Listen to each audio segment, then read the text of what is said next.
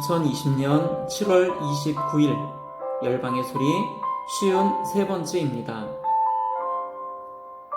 열방의 소리 이 시간을 통해 선교하시는 하나님을 묵상하시고 전세계 선교를 위해 잠시 기도하시는 시간 되기를 바랍니다.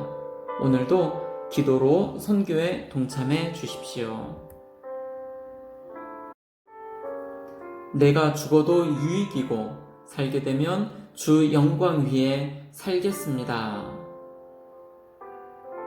선교신문에 나온 기사입니다. 한국 오픈도어에서 인도와 방글라데시, 라오스의 박해 소식과 기도 제목을 전해 주었습니다. 그 기사를 참고로 해서 오늘 함께 선교지 소식을 나누고 기도하는 시간을 갖도록 하겠습니다. 한국 오픈도어가 최근 발행한 8월 소식지와 최근 기도 제목을 통해 인도, 방글라데시, 라오스의 목회자와 사역자, 성도들이 겪고 있는 박해 소식을 전하고 기도를 요청했습니다. 첫 번째, 인도에서는 젊은 목회자가, 방글라데시에서는 크리스천 모녀가 박해 사건으로 결국 생명을 잃어 이들 가족의 안전과 더 많은 희생이 나오지 않도록 오픈도어가 기도를 부탁했습니다. 라오스에서는 한 사역자 가정이 마을 주민의 계속된 폭력과 공격, 살해 협박에 노출되어 이들의 안전과 건강, 사명을 위한 기도가 요청된다고 말을 했습니다. 인도입니다. 공산 반군 낙살라이트의 젊은 목회자 살해. 지난 7월 11일 인도 중부 마하라슈트라 주의 한 지역에서는 젊은 목회자 문슈 타도가 모택동 주의 공산 반군 낙살라이트에 살해되었습니다.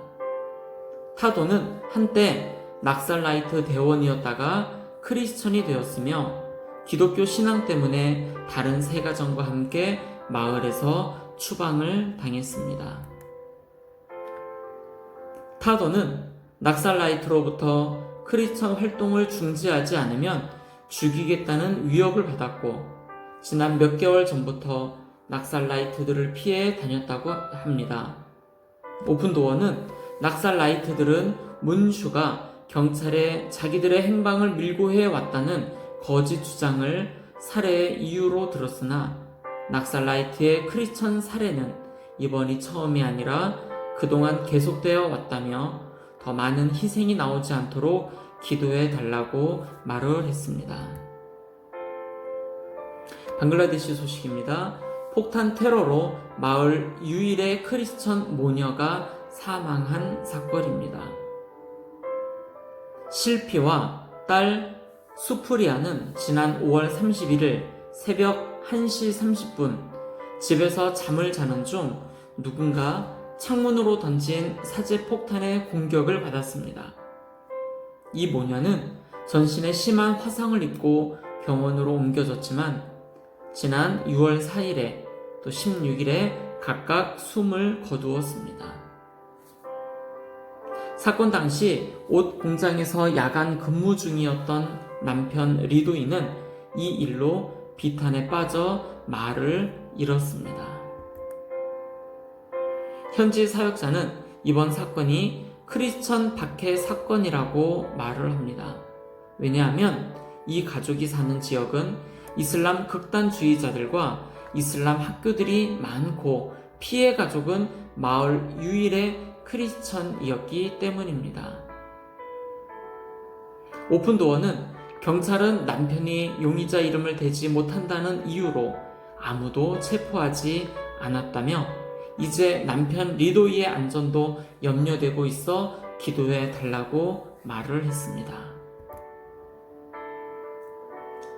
또 라오스 소식입니다. 심각한 박해 속에서도 교회를 개척한 솝 이야기입니다.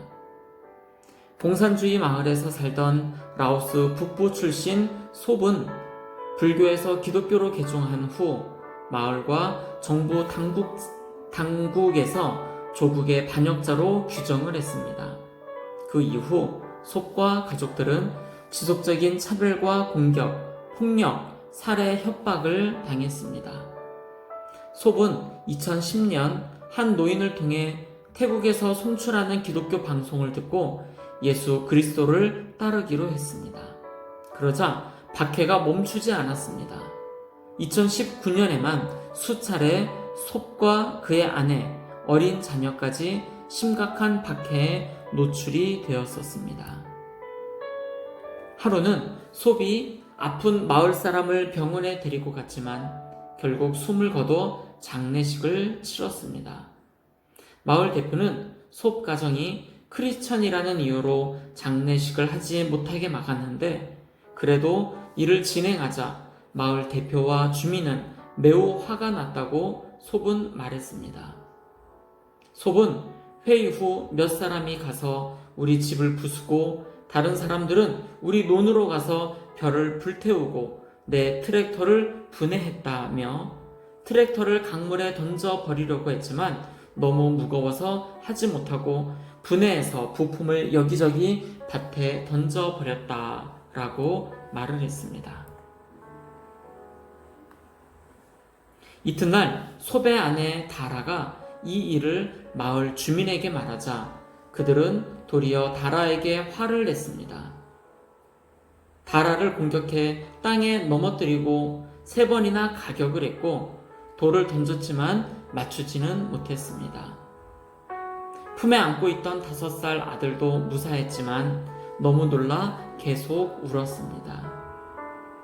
마을 대표는 다라에게 기독교인들은 아무 가치가 없다. 내가 1명 죽여봤자 1주간이나 2주간만 감옥 갔다 오면 된다. 라고 외쳤다고 합니다. 솝의 아들도 폭행을 당해 위험한 상황에 처했습니다. 솝은 아이들이 오토바이 타이어를 가지고 노는데 한 남자가 오더니 우리 아들 머리 위로 타이어를 내리쳤습니다. 그 때문에 한동안 아들이 머리가 너무 아파서 참을 수가 없다고 말하곤 했습니다. 통증 때문에 한동안 멍해지기도 했다라면서 아들을 때린 사람은 병원비로 2,000락, 약 한국 돈으로 300원만 주고 말았다고 합니다. 이러한 공격들에도 불구하고 솝의 예수님에 대한 믿음은 더욱 강해져 전도를 멈추지 않고 가정교회를 시작을 했습니다. 그러자 마을 주민이 몰려와 그를 구타하고 집에 불을 질러 솝 가족은 다른 마을로 이주를 했습니다. 하지만 새로운 마을에서도 계속 박해를 당하고 있습니다. 솝은 만일 사람들이 내 신앙 때문에 나를 죽이려고 한다면 성경 말씀대로 육신은 죽여도 영혼은 죽이지 못하는 그들을 두려워해서는 안 된다고 나는 항상 생각한다 라며 그들이 나를 죽이고 싶어 한다 해도 나는 죽은 후 어디로 갈지 아니까 문제없다. 내가 죽게 되면 그것도 유익이고 살게 되면 그리스도의 영광을 위해 살 것이라고 말을 했습니다.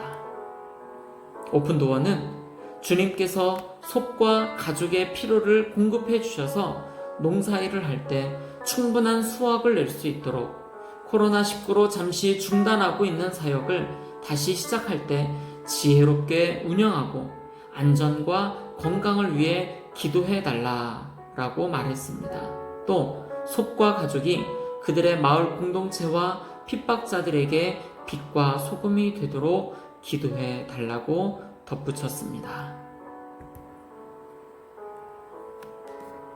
함께 기도하시겠습니다. 선교에 대한 새로운 패러다임이 생기고 급변화하는 세계 속에서 깨어있는 선교사들이 많이 일어나도록 기도합니다. 전 세계 대학생을 비롯 젊은이들을 일으켜 달라고 함께 기도합니다. 두 번째, 전 세계 모든 대륙에서 학생운동, 남성운동, 여성운동 등의 선교운동들이 다시 한번 일어나도록 기도합니다. 세 번째, 전 세계 17,423개 민족, 종족 중에 7,402개의 미전도 종족 32억 2천만 명이 주님 앞에 돌아오도록 기도합시다. 이들 대부분이 40창 지역에서 살고 있습니다. 이곳에서 사역하시는 선교사님들과 소수이지만 이 지역의 그리스도인들을 위해서 기도하며 나아갑니다. 네 번째로 한국교회와 전세계 교회가 코로나19 상황 속에서도 믿음이 더욱 견고해지도록 기도하겠습니다. 마지막입니다. 전세계 박해를 당하는 크리스찬들을 위하여 기도합니다. 기독교를 박해하는 국가가 73개 국가이며 기독교를 멸시하는 나라는 151개 국가입니다.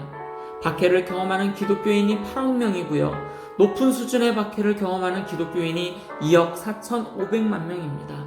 오늘 함께 나누었던 인도와 방글라데시, 라오스에 박해를 당하고 있는 크리스찬들을 위해서도 함께 중보하며 나아가겠습니다. 함께 기도하시겠습니다. 전 세계 모든 곳에 선교의 운동이 다시 일어나도록 젊은 크리스찬들에게 기도운동, 선교운동이 일어나고 전 세계 미전도 종족들을 위하여 중보하는 시간을 갖겠습니다. 기도하시겠습니다.